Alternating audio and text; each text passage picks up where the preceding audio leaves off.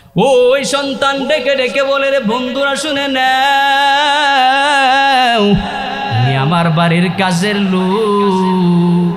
এই শব্দটা বাবার কানের মধ্যে যখন চলে গেলেন, এবার বাবা চোখের পানি ফালায়া বলে, ও দয়ার মালিক, কেন বা আমি এত বড় সিদ্ধান্ত নিতে গেলাম? আমার সন্তান কৃষক হবে, এটাই তো আমার জন্য ভালো ছিল। আমি কেন সন্তানকে ডক্টর বানানোর জন্য ঢাকায় পাঠাইলাম? এবার আমি বাবাটাকে বাবা বলে পরিচয় দিতে চাই না। ও দয়ার মালিক, আয় আল্লাহ, আসমানটাকে আমার মাথার উপরে ফেলে দাও, জমিনটাকে ফাঁকা করে দাও। এই সন্তানকে আমি আর চেহারা দেখাইতে চাই না। ওই সন্তানকে সন্তান বলে আমি আর পরিচয় দিতে পারবো না। বাবার কষ্টটা বাবার ধরে রাখতে পারলেন না। মাটির মধ্যে বাবা যখন বসে গেলেন, এবার ছেলেটা দৌড়ায় আসে বলে, আপনি আমার জন্য কি নিয়ে আসেন, দিয়া দেন। এবার বাবা খাবারটা সন্তানের হাতে দিয়া দিল। সন্তান কিছু বলে নাই, ওই সন্তানটা রুমের মধ্যে চলে যায়। বাবা বেচারা আশ্চর্য হইয়া বাবা চিন্তিত অবস্থায় বাড়ির মধ্যে ফিরে চলে আসলেন।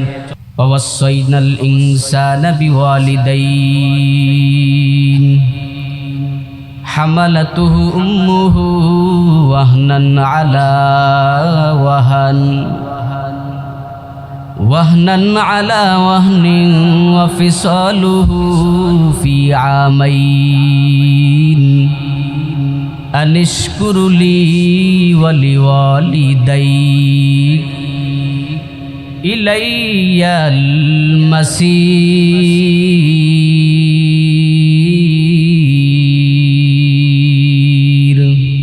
আমি আল্লাহ তাআলা দুনিয়ার সমস্ত ইনসানদেরকে ওসিয়ত করে জানায়া দিলাম, হ্যাঁ দুনিয়ার ইনসানের দল, আমি আল্লাহ তোমাদেরকে ওসিয়ত করে করে করে করে জানায়া দিলাম, তোমরা তোমাদের মা বাবার সাথে ভালো ব্যবহার করবা। কার সাথে? মা বাবার সাথে ভালো ব্যবহারের ওসিয়ত করলেন কে?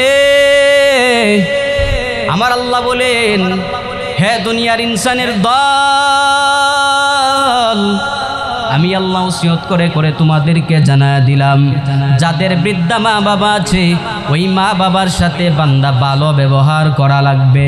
কেন করবা? আমি আল্লাহ ওসিয়ত করেছি এজন্য করবা। 2 নম্বরে মুফাসসিরিনে কেরাম জানায়া দেয়, মা বাবার সাথে কেন ভালো ব্যবহার করবা? 2 নম্বর কারণ হলো, তোমার মা তোমাকে নিয়ে 10টা মাস 10 দিন তোমাকে গর্ভে ধারণ করে করে কষ্ট করেছেন। ওই মা যেই পরিমাণ কষ্ট তোমাকে গর্ভের মধ্যে নিয়ে করেছেন, ওই পরিমাণ কষ্ট আসমানের নিচে জমিনের উপরে দ্বিতীয় কেউ করে নাই। এই জন্য মুফাসসিরিনে কেরাম জানায়া দেয়, মা বাবার সাথে ভালো ব্যবহার করার 2 নম্বর কারণ হলো, মা বাবা তোমাকে নিয়ে কষ্ট ধারণ করেছেন, মা বাবা অনেক কষ্ট সহ্য করেছেন। এজন্য সন্তান, তুমি তোমার মা বাবার সাথে ভালো ব্যবহার করবা। 1 নম্বর আল্লাহ তাআলার আদেশ, এজন্য মা বাবার সাথে সন্তান ভালো ব্যবহার করা লাগবে। 2 নম্বরে মুফাসসিরিনে কেরাম জানায়া দেয়, তোমার মা গর্ভের মধ্যে ধারণ করে করে কি পরিমাণ কষ্ট করেছেন মায়েরা ভালো করে জানেন। ওই মায়ের গর্ভের মধ্যে যখন সন্তানটা চলে আসে, সন্তান যত বড় হয়, মার কষ্ট তত পরিমাণে বেড়ে যায়। যতদিন যায়, মার কষ্ট তত পরিমাণ বেড়ে যায়। ওই সন্তান যত বড় হয়, মার কষ্ট আস্তে আস্তে বেড়ে যায়। মুফাসসিরিনে কেরাম জানায়া দেয়, ওই মা সন্তানকে গর্ভের মধ্যে নিয়ে অনেক কষ্ট করেছেন, যেই পরিমাণ কষ্ট আসমানের নিচে জমিনের উপরে দ্বিতীয় কেউ করে না। এজন্য আল্লাহ তাআলা বলেন, তুমি তোমার মা বাবার সাথে ভালো ব্যবহার করবা। কেন করবা? মা বাবা সন্তানের জন্য কষ্ট করে, এই জন্য সন্তান মা বাবার সাথে ভালো ব্যবহার করবা। 2 নম্বরে মার যখন প্রসব ব্যথা শুরু হয়ে যায়, ওই মা প্রসব ব্যথা শুরু হওয়ার পরে মার ব্যথা কষ্ট কম কি কম না বেশি? মার এমন পরিমাণে ব্যথা শুরু হয়, ওই মা স্বামী বেচারাকে ডেকে বলে, ও স্বামী আমার হাতের মধ্যে একটা পল কাটার ছুরি ধরায় দাও, ওই ছুরি দিয়া আমি আমার গলাটাকে কেটে ফেলতে চাই। স্বামী বেচারা বারংবার জিজ্ঞাসা করে, ও বিবি আমার, তুমি নিজের হাতে কেন তোমার গলাটাকে কাটবা? ওই বিবি ডেকে ডেকে বলে, ও স্বামী আমার এই মুহূর্তে যেই পরিমাণ প্রসব ব্যথা শুরু হয়েছে, আমি মনে হয় আর বাঁচবো না, কষ্ট সহ্য করতে পারি না। ও স্বামী আমার, আপনি আমাকে মাফ করে দেন। ওই বৌমা শাশুড়িকে ডেকে ডেকে বলে, ও শাশুড়ি মা, ও শ্বশুর আমার, আপনাদের সঙ্গে আমি দীর্ঘদিন যাবৎ চলাফেরা করেছি। ও শ্বশুর আমার, ও শাশুড়ি মা, আপনি দয়া করে করে আমাকে মাফ করে দেন। এবার শ্বশুর মিয়া সান্ত্বনা দেয়, শাশুড়ি মা বৌমাকে সান্ত্বনা দেয়, কিন্তু সান্ত্বনা দিলে কি আর ব্যথা কমে যায়? না না, বলে মার ব্যথা তো বিন্দু পরিমাণে কমে না।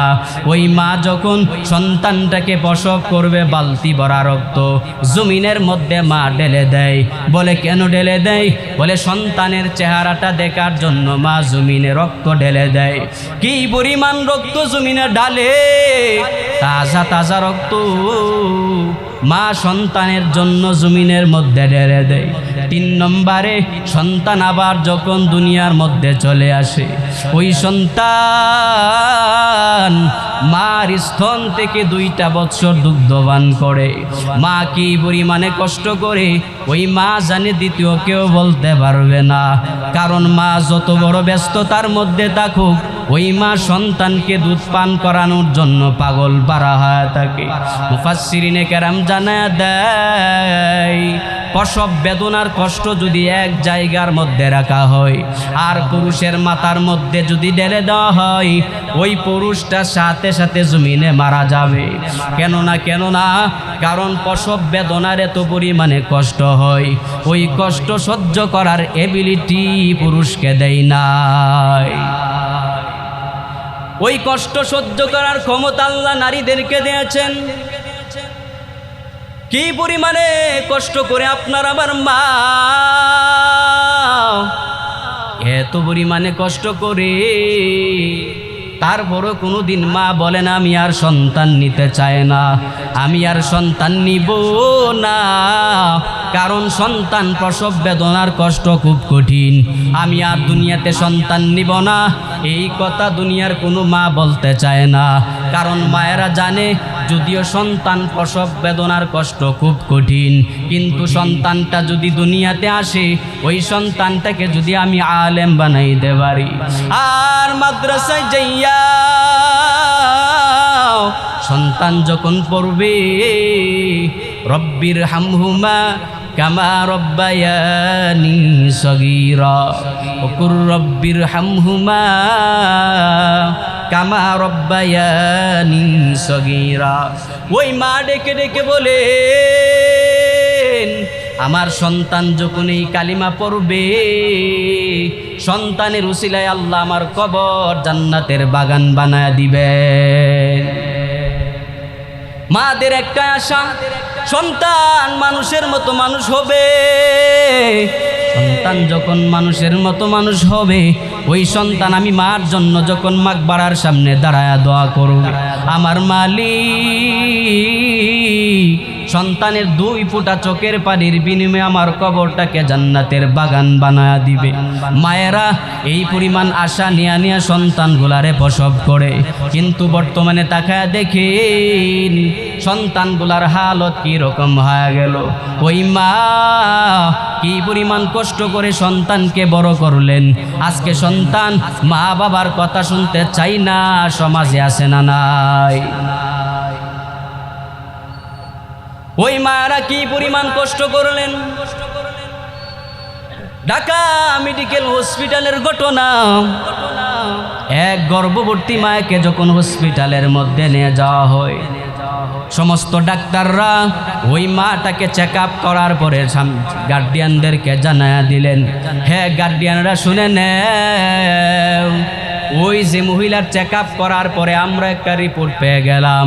বলে কি রিপোর্ট পেয়েছেন? বলে রিপোর্ট হলো যদি আমরা মহিলাটাকে বাঁচাই বাচ্চাটাকে বাঁচাইতে পারবো না, যদি বাচ্চাটাকে বাঁচাই তাহলে ওই মাটাকে বাঁচাইতে পারবো না। গার্ডিয়ানের দল সিদ্ধান্ত জানায়া দেও, যদি মাটাকে বাঁচাই সন্তানটাকে বাঁচাইতে পারবো না, আর যদি সন্তানটাকে বাঁচাই ওই মাটাকে বাঁচাইতে পারবো না।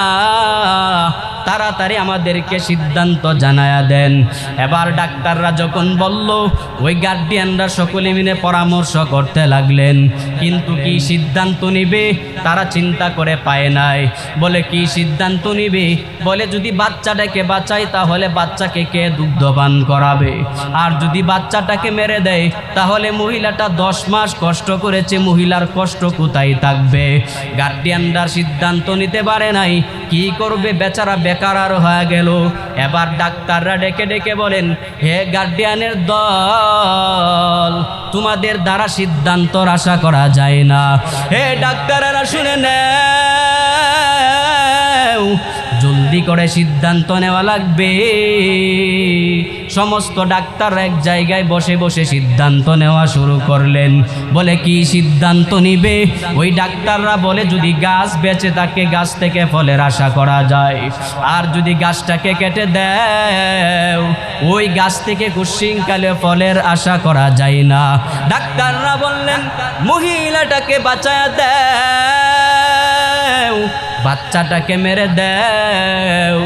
এই আওয়াজটা যখন হসপিটালের বেডে শোয়া মার কানের মধ্যে চলে গেল, এবার গর্ভবতী মহিলা ডেকে বলে, হে ডাক্তাররা তোমরা এই সিদ্ধান্ত নিতে পারবা না, কারণ আমি মা 10টা মাস গর্ভে নিয়ে সন্তানকে কি পরিমাণ কষ্ট করলাম তোমাদেরকে বুঝাইতে পারবো না।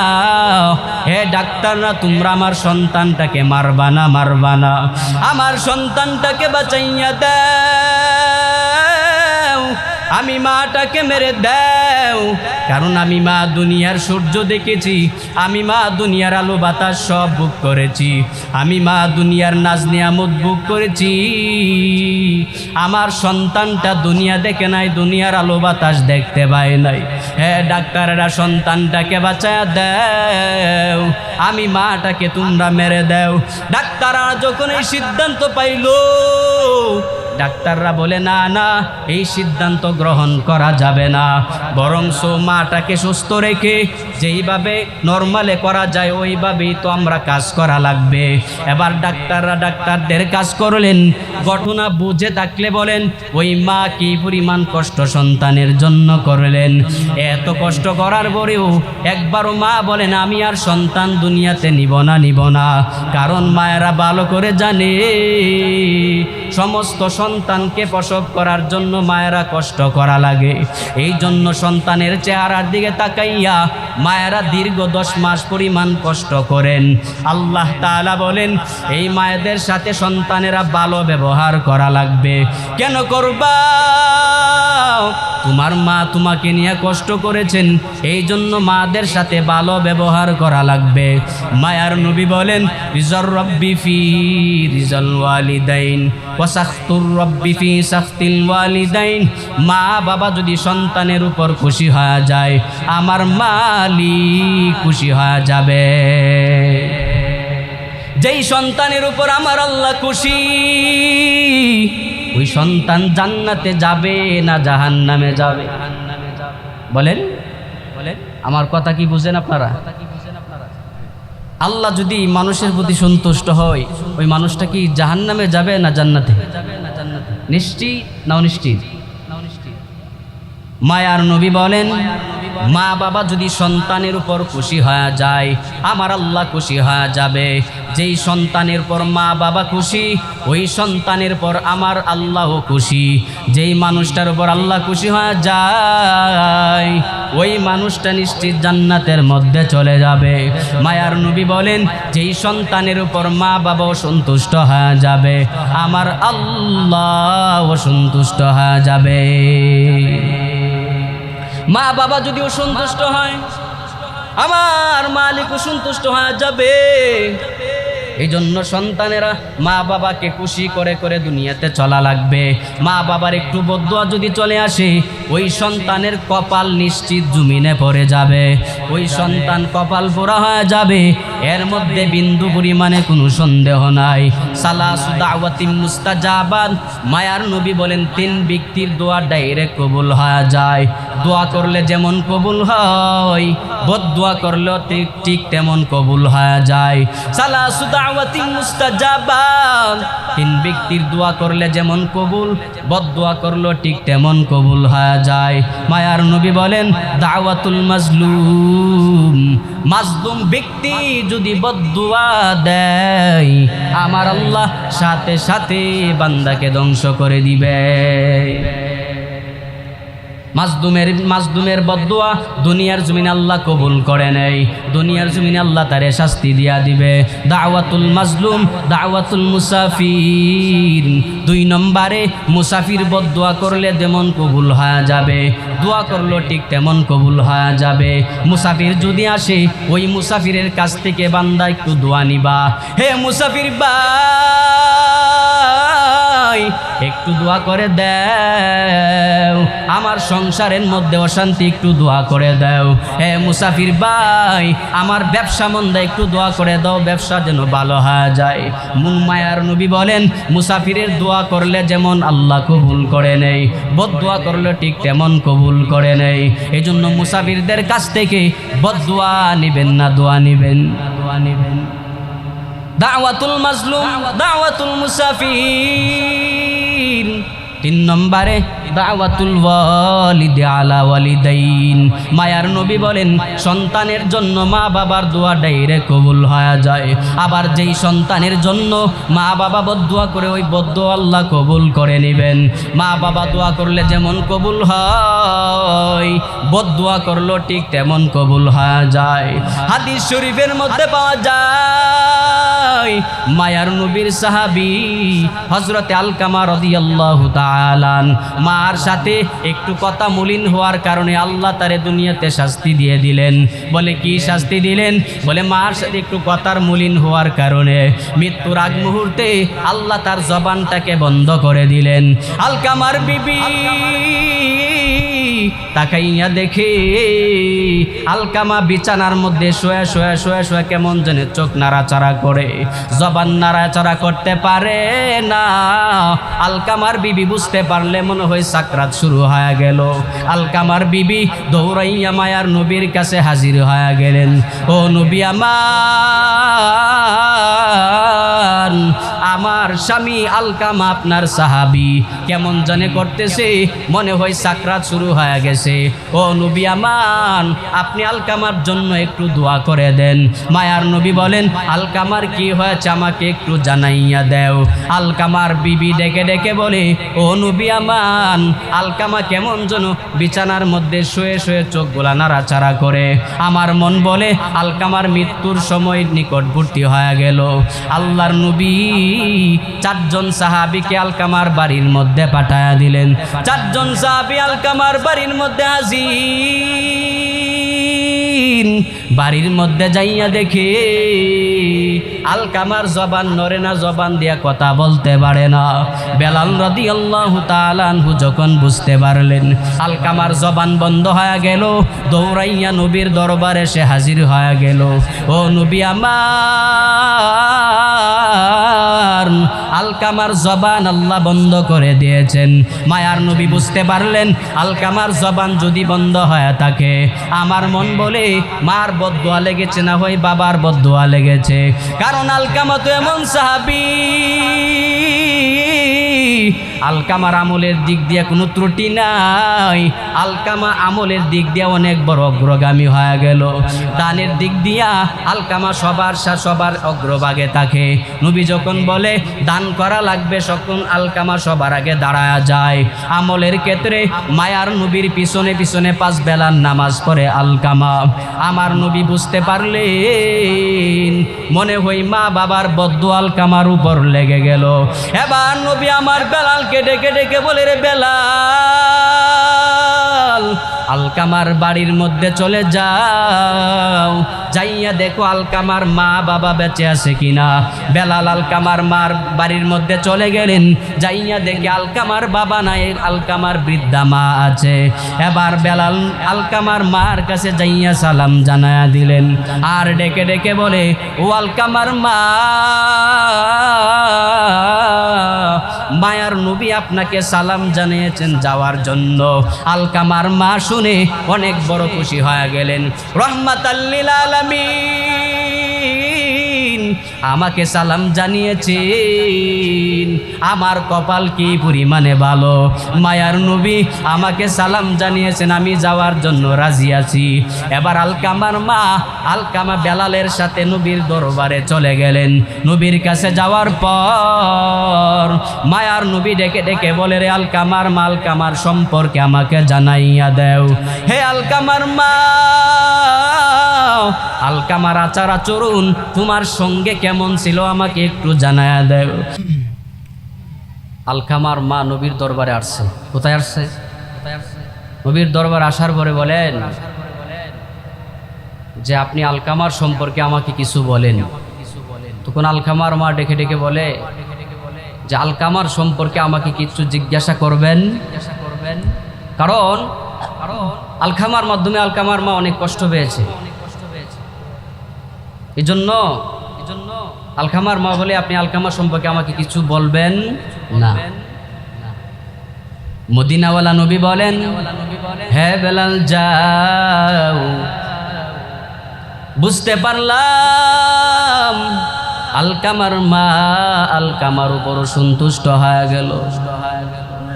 হ্যাঁ বেলাল যাও, জলদি করে গর্ত খনন করে নেও, ওই গর্তের মধ্যে আগুন ধরাইয়া আলকামাকে আগুনের মধ্যে দুনিয়াতে ফোরায়া দাও। এই শব্দটা যখন আলকামার মার কানের মধ্যে চলে গেল, এবার আলকামার মা চিৎকার দিয়া বলে, নবী আমার, ওই আলকামাকে আমি 10টা মাস গর্ভের মধ্যে ধারণ করলাম, ওই আলকামাকে আমি 2 বছর দুগ্ধপান করেছি। ওই আলকামাকে দুনিয়াতে পুরাইতে পারবেন না, কারণ আমি মা যত পাষাণ হই না কেন, সন্তানের সামনে আমি মা পাষাণ হয়ে থাকতে পারি না। আলকামাকে যখন পুরায় ফেলবেন, এই আওয়াজটা আসার পরে আমি মা টিকে থাকতে পারি নাই। ও নবী আমার, জান জান, আমি আলকামাকে ক্ষমা করে দিলাম। মায়ার নবী বেলালকে ডেকে বলে, রে বেলাল, এবার আলকামার অবস্থাটা আমাকে জানাও। বেলাল আলকামার বাড়ির মধ্যে দৌড়া চলে গেল, যাইয়া দেখি আলকামার জবান দ্বারা কালিমা উচ্চারণ হইতেছে। কি বুঝলেন? ওই আলকামার মা যখন ক্ষমা করে দিলেন, এবার আলকামার জবান দিয়া অটোমেটিক কালিমার উচ্চারণ শুরু হয়ে গেল। মায়ার নবী বলেন, মা বাবা বদদুয়া করলে যেমন বদদুয়া লেগে যায়, ঠিক দোয়া করলেও দোয়া কবুল হয়।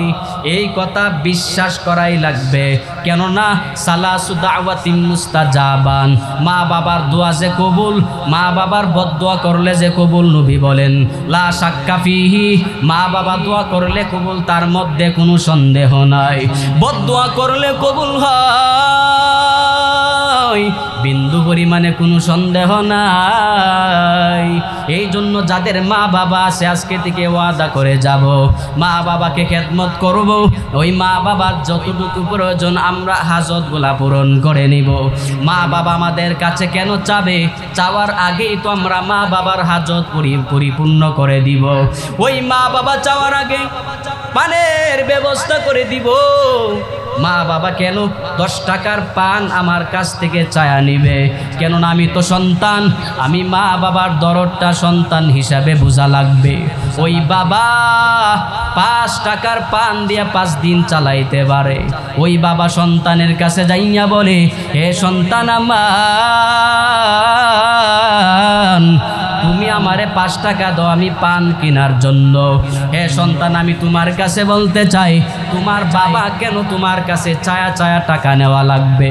তোমার বাবা না চাইতে তোমাকে কত টাকাই তো তোমার পিছনে খরচ করেছে। তোমার বাবা কত কিছু তোমার জন্য করেছে। সূর্য যখন পূর্ব দিক থেকে উদয় হয়ে যায়, পশ্চিম দিকে অস্ত যায়, ওই বাবা সকালবেলা ঘর থেকে যখন বের হয়ে গেল, বাবার মনের মধ্যে টেনশন, যদি আজকে কাজ না করে ঘরের মধ্যে ফিরে আসি, আমার সন্তানগুলা উপভোগ থাকবে, সন্তানের খাবার পাওয়া যাবে না, সন্তানদের কি খাওয়াবো? ওই বাবার মনে মনে টেনশন, যেই কোনো কাজ হলেও আমি করে ঘরের মধ্যে টাকা নিয়ে চলে যাওয়া লাগবে, কারণ ঘরে যদি টাকা ছাড়া যায় সন্তানের মুখে খাবার দিতে পারবো না, বিবির মুখে খাবার দিতে পারবো না। এই চিন্তা করে করে বাবা ঘর থেকে সকালবেলা বের হয়ে যায়। সকালবেলা বের হইয়া ওই বাবা কাজের ফিকির নিয়ে নিয়ে সারাদিন ঘুরে, আর মাথার গাম পায়ে পালাইয়া সূর্য যখন অস্ত যায় আবার বাবাটা ঘরের মধ্যে হাজিরা দেয়া দেয়। ওই বাবা সারাদিন কাজ করে করে ক্লান্ত হয়।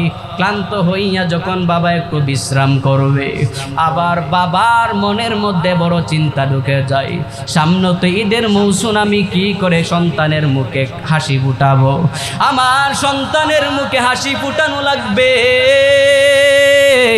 কিন্তু ঘরে বসে থাকলে হবে না। ওই সন্তানের জন্য আমাকে পরিপূর্ণভাবে কাজ করা লাগবে। ওই বাবা যখন দেখলেন ওই সন্তানের জন্য ঈদের মৌসুমে একটা নতুন জামা খরিদ করা লাগবে, ওই বাবা চিন্তা করতে লাগলেন, আমার তো কাজ নাই, কর্ম না, আমি কি করে সন্তানকে নতুন জামা দিব? এবার পার্শ্ববর্তী ভাইকে ডেকে বলে, হে ভাই আমার, আমাকে 500 টাকা ধার দাও, আমি সন্তানকে ঈদের জামা দেওয়ার জন্য। ঈদ যখন চলে যাবে আমি রুজি রোজগার করে তোমার 500 টাকা আমি তোমাকে দিয়া দিব। এই বাবা এত টেনশন করে করে সন্তানগুলারে মানুষের মতন মানুষ বানাইতে চায়। কেন চাই জানুনি? ওই মা বাবা চিন্তা করে সন্তান আমার চেহারাটা উজ্জ্বল করবে, সন্তান আমার বংশের সম্মান রক্ষা করবে। এই চিন্তা নিয়া মা বাবা সন্তানের পিছনে মেহনত করে কি পরিমাণ কষ্ট করলেন। ওই এক বাবা ঢাকা ভার্সিটির মধ্যে সন্তানকে পড়াশোনা করানোর জন্য বড় একটা স্বপ্ন দেখলেন। দিন মজুর কৃষক বাবা মনে মনে সিদ্ধান্ত নিয়ে নেয়, বলে আমি যেমন কৃষক, সন্তানটাকে কৃষক বানাইতে চায় না।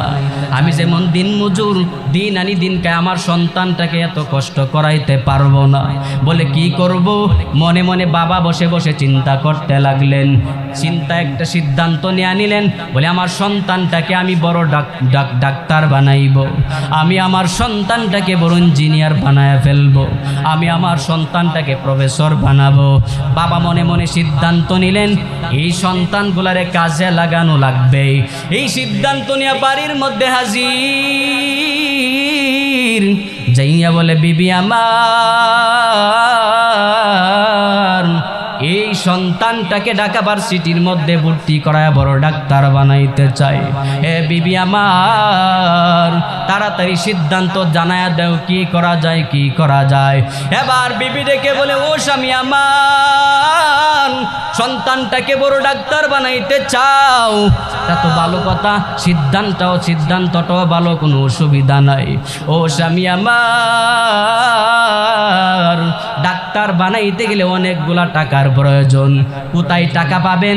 সন্তানকে কিভাবে পড়ালেখা করাবেন? এবার স্বামী বেচারা ডেকে বলে, ও বিবি আমার, আমি আমার শরীরের রক্ত বিক্রি করে করে সন্তানটাকে পড়ালেখা করাইতে চাই। এবার বিবি উৎসাহ পাওয়ার পরে বিবি ডেকে বলে, ও স্বামী আমার, আমি আপনার সিদ্ধান্ত মেনে নিলাম, সন্তানটাকে প্রাইমারি স্কুলে ভর্তি করানো হয়। স্কুলের পড়ালেখা শেষ করার পরে এবার বাবা চিন্তা করতে লাগলেন, আমি আমার সন্তানটাকে ভার্সিটির মধ্যে ভর্তি করবই, যত কষ্ট হোক না কেন আমি আমার সন্তানটাকে ভর্তি করব, কেউ ফিরাইতে পারবে না। প্রয়োজনে আমার শরীরের রক্ত বিক্রি করে করে করে করে সন্তানটাকে ভরাবো।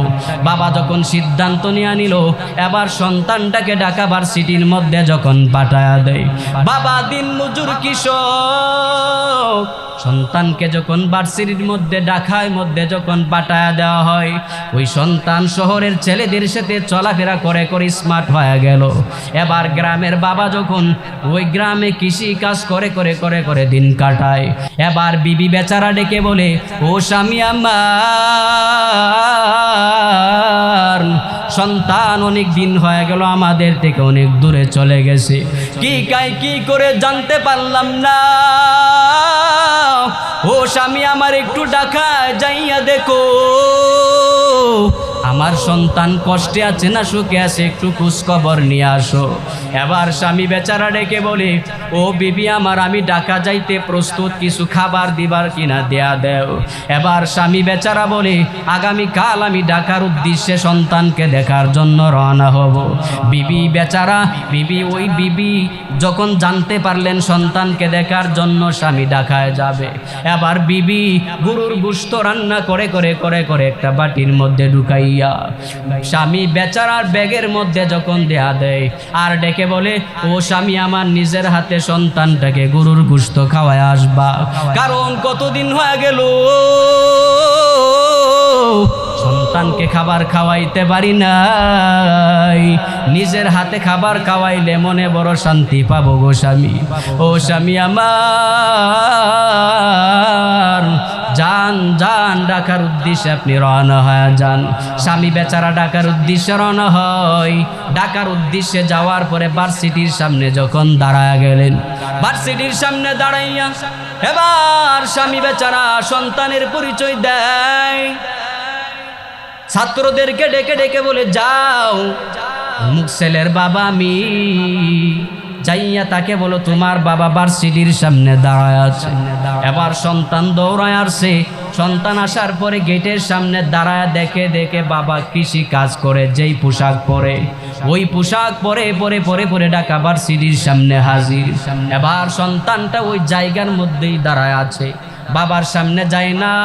আর বাবা বেচারা সন্তানকে দেখে চোখের পানি ফালায়া কান্না করে, সন্তানটা কেমন যেন আগের থেকে একটু শুকায়া গেল। বাবাটা যখন তাকায় তাকায় সন্তানকে নিয়ে চিন্তা করে, এবার সন্তান বিপরীত চিন্তা করে, আমার বাবা যেই পোশাক পরে পরে পরে পরে কৃষি কাজ করে, বাড়ির মধ্যে যেই পোশাক পরে করে কাজ করে, ওই পোশাক পরে পরে আমার বাবা তো ভার্সিটির সামনে চলে আসছে। আমি যদি এখন সবার সামনে বলি উনি আমার বাবা, সবার সামনে আমার প্রেস্টিজের মধ্যে আঘাত আসবে। এই জন্য ছেলেটা সামনে যায় না, সামনে না যায় ওই গেটের সামনে যখন দাঁড়ায় আছে, এবার ছাত্র ভাইয়েরা চতুর্দিকে ঘেরাও করে বলে, তোমার জন্য এত পরিমাণে খাবার নিয়ে আসছে, উনিকে আমারে জানায়া দেও। ওই সন্তান ডেকে ডেকে বলে, রে বন্ধুরা শুনে নাও, উনি আমার বাড়ির কাজের লোক। এই শব্দটা বাবার কানের মধ্যে যখন চলে গেলেন, এবার বাবা চোখের পানি ফালায়া বলে, ও দয়ার মালিক, কেন বা আমি এত বড় সিদ্ধান্ত নিতে গেলাম? আমার সন্তান কৃষক হবে এটাই তো আমার জন্য ভালো ছিল, আমি কেন সন্তানকে ডক্টর বানানোর জন্য ঢাকায় পাঠাইলাম? এবার আমি বাবাটাকে বাবা বলে পরিচয় দিতে চাই না। ও দয়ার মালিক, আয় আল্লাহ, আসমানটাকে আমার মাথার উপরে ফেলে দাও, জমিনটাকে ফাঁকা করে দাও, এই সন্তানকে আমি আর চেহারা দেখাইতে চাই না। ওই সন্তানকে সন্তান বলে আমি আর পরিচয় দিতে পারবো না। বাবার কষ্টটা বাবার ধরে রাখতে পারলেন না, মাটির মধ্যে বাবা যখন বসে গেলেন, এবার ছেলেটা দৌড়ায় আসে বলে, আপনি আমার জন্য কি নিয়ে আসেন, দিয়া দেন। এবার বাবা খাবারটা সন্তানের হাতে দিয়া দিল, সন্তান কিছু বলে নাই, ওই সন্তানটা রুমের মধ্যে চলে যায়। বাবা বেচারা আশ্চর্য হইয়া বাবা চিন্তিত অবস্থায় বাড়ির মধ্যে ফিরে চলে আসলেন। কয়েকদিন পর কি আশ্চর্য ঘটনা, ওই সন্তানের এমন বড় ধরনের এক রোগ দেখা দিল। ডাক্তারদের কাছে যাওয়ার পরে ডাক্তাররা বলে, কি রোগ? তোমার তো কোনো অসুখ নাই, তোমার শরীরে কোনো রোগ নাই, কি কোনো সমস্যা আমরা তো ধরতে পারলাম না। হে সন্তান, তুমি অনর্থক মিথ্যা কথা বলে সময় নষ্ট করবা না। আমরা সমস্ত ডাক্তাররা তোমার শরীরের মধ্যে কোনো রোগ বিশ্রায় বের করতে পারলাম না। এবার সন্তান বাড়ির মধ্যে রওনা। বাড়ির মধ্যে যাইয়া বলে, ও মা, আমার বুকের মধ্যে প্রচুর ব্যথা, ডাক্তাররা মানে না। ডাক্তাররা চেক আপ করার পরে বলে, আমার শরীরে কোনো রোগ নাই। ও মা আমার, আমি ব্যথায় অস্থির হইয়া আমি পাগল পারা হয়ে যায়, ধৈর্য ধারণ করতে পারি না। ও মা আমার, আপনি একটু ভালো ডাক্তারের কাছে আমাকে নিয়ে যান না। এবার মার মন তো নরম, মা যখন ডাক্তারের কাছে নিয়ে হাজির হয়ে গেল, এবার ডাক্তার নতুন করে চেক আপ করে দেখে সন্তানের কোনো রোগ নাই। ডাক্তার ডেকে ডেকে বলে, হে মহিলা, তোমার ছেলের কোনো বিন্দু পরিমাণে কোনো অসুখ নাই, বাড়ির মধ্যে নিয়ে যাও, অনর্থক চেক আপ করে করে টাকাগুলা নষ্ট করবা না। ওই সন্তান বুঝতে পারলেন ডাক্তাররা রোগ ধরতে পারে না, অবশ্যই কোনো না কোনো কারণ তো আছে। ওই দিন আমি যে বাবাকে বলেছিলাম উনি আমার বাড়ির কাজের লোক, আমার মনে হয় বাবার বদদুয়ার কারণে আল্লাহ আমাকে বড় ধরনের অসুস্থ বানায়া দিলেন। এবার সন্তান বাবার পা জড়ায় কান্নাকাটি করে আর বলে, ও বাবা মা, আপনার কাছে দুই হাত দুই পা দড়ে দড়ে ক্ষমা চাই, মাফ করে দেন। বাবা বলে, সন্তান রে, ডাক্তাররা রোগ ধরতে পারে না, বুঝলাম না। আমি বাবা তো তোকে বাড়িতে আসার পরেই ক্ষমা করে দিলাম, কিন্তু ডাক্তাররা রোগ ধরতে পারে না, আমি আর কি করতে পারি বলো। ওই সন্তান যখন বাবার পায়ে ধরলো, দৌড়ে যখন মাথাটা উঁচু করে সন্তান দাঁড়ায় গেল, সন্তান এবার বাবাকে ডেকে ডেকে বলে, ও বাবা মা, মাটিতে শোয়ার আগে যেই পরিমাণ ব্যথা ছিল, এখন উঠে দাঁড়ানোর পরে আমার আর কোনো ব্যথা নাই। আতিনা ফি দার দুনিয়া না হাসান, আতিনা ফি দার উকবানা হাসান, ইয়া গুয়াসাল মুস্তাগীসিন দিনা লফতিখারা بالعلوم والغنا یا الہی تو میرا معبود ہے یا الہی تو میرا معشوق ہے یا الہی تو میرا حنان ہے یا الہی تو میرا منان ہے। ঘটনার দ্বারা কি বুঝলেন? বাবা বদদুয়া দিলে বুঝই লাগে না, লাগে কিনা বলেন? মা বাবার সাথে যারা বেয়াদবি করেছেন, বাড়ির মধ্যে যাইয়া দরওয়াজাটা বন্ধ করে বাবা মায়ের পায়ে ধরে ধরে একটু কান্না করে বলবে, ও মা আমার, কত কষ্ট করে করে করে করে আমি সন্তানটাকে বড় বানিয়েছো। ও মা, বুঝতে পারি নাই, না বুঝে কত কষ্ট তোমাকে দিয়েছি, একটু দয়া করে মাফ করে দাও। একটু যদি দোয়া চাইতে পারেন, দোয়া নিয়ে নিয়ে যদি চলতে পারেন, আল্লাহ দুনিয়াতে বড় সফল বানায়া দিবে, পরকালেও বড় সফল বানায়া দিবে। মায়ার নবীর কাছে এক সাহাবী গিয়া বলে, ও নবী আমার, আমার থেকে ভালো ব্যবহার পাওয়ার যোগ্য কে, আমাকে জানায়া দেন। সাহাবী যখন বললেন, আমার থেকে ভালো ব্যবহার পাওয়ার যোগ্য মানুষটাকে আমাকে বলে দেন। মায়ার নবী বলেন, কলা উম্মাকা, তোমার মা। ওই সাহাবী বলেন, ও নবী, বুঝতে পারলাম আমার থেকে ভালো ব্যবহার পাওয়ার যোগ্য আমার মা। আবার প্রশ্ন করলেন, ও নবী আমার, তারপরে বলেন, আমার থেকে ভালো ব্যবহার পাওয়ার যোগ্য মানুষটাকে। এবার নবী আমার দ্বিতীয়বার বলেন, সুম্মা উম্মাকা, হে সাহাবী শুনে নেও, তোমার থেকে ভালো ব্যবহার পাওয়ার যোগ্য হলো তোমার মা। দ্বিতীয়বার প্রশ্ন করা হলো, দ্বিতীয়বারও বলল তোমার মা। তৃতীয়বার যখন প্রশ্ন করা হয়, এবার নবী আমার বলেন সুম্মা উম্মাকা, এই সাহাবী তোমার মা তোমার থেকে ভালো ব্যবহার পাওয়ার সবচেয়ে বেশি যোগ্য। সাহাবী তৃতীয়বার পাওয়ার পরে চতুর্থবার এবার নবীকে প্রশ্ন করলেন, ও নবী আমার, এবার আমার থেকে চতুর্থবারের মতন ভালো ব্যবহার পাওয়ার যোগ্য কে? এবার মায়ার নবী বলেন সুম্মা আবাকা, চতুর্থবার তোমার বাবা। মায়ার নবীর কাছে আবার প্রশ্ন করা হয়, ও নবী আমার বাবার পরে তারপরে ভালো ব্যবহার পাওয়ার যোগ্য মানুষটাকে? নবী আমার বলেন সুম্মা আদনাকা ফা আদনাক, হে সাহাবী শুনে নেও, তোমার বাবা চতুর্থবার তোমার থেকে ভালো ব্যবহার পাওয়ার যোগ্য। তোমার বাবার পরে তোমার পাড়াবেশি প্রতিবেশী যাদের সাথে চলাফেরা করো তারা তোমার কাছ থেকে ভালো ব্যবহার পাওয়ার যোগ্য। বুঝে থাকলে বলেন, মার কথা কতবার বলা হয়েছে, বাবার কথা কতবার, পাড়াবেশি প্রতিবেশীর কথা কতবার? মায়ার নবী মার কথা কেন 3 বার বললেন? মুফাসসিরিনে কেরাম জানায়া দেয়, তোমার মা তোমাকে নিয়ে 3 ধাপে ধাপে কষ্ট করলেন। কই ধাপ করলেন? 1 নম্বরে তোমার মা তোমাকে নিয়ে গর্ভ ধারণ করে করে কষ্ট করলেন। 2 নম্বর, তোমার মা প্রসব বেদনার কষ্ট সহ্য করেছেন। 3 নম্বরে তোমার মা তোমাকে নিয়ে 2.5 বছর দুগ্ধপান করিয়েছেন। আল্লাহ তাআলা বলেন, ওয়াসাইনাল ইনসানা বিওয়ালিদাইহি হামালাতুহু উম্মুহু ওয়াহনান আলা ওয়াহনিন ওয়া ফিসালুহু ফি আমাইন আনিশকুরলি ওয়া লিওয়ালিদাইহি ইলাইয়াল মাসির।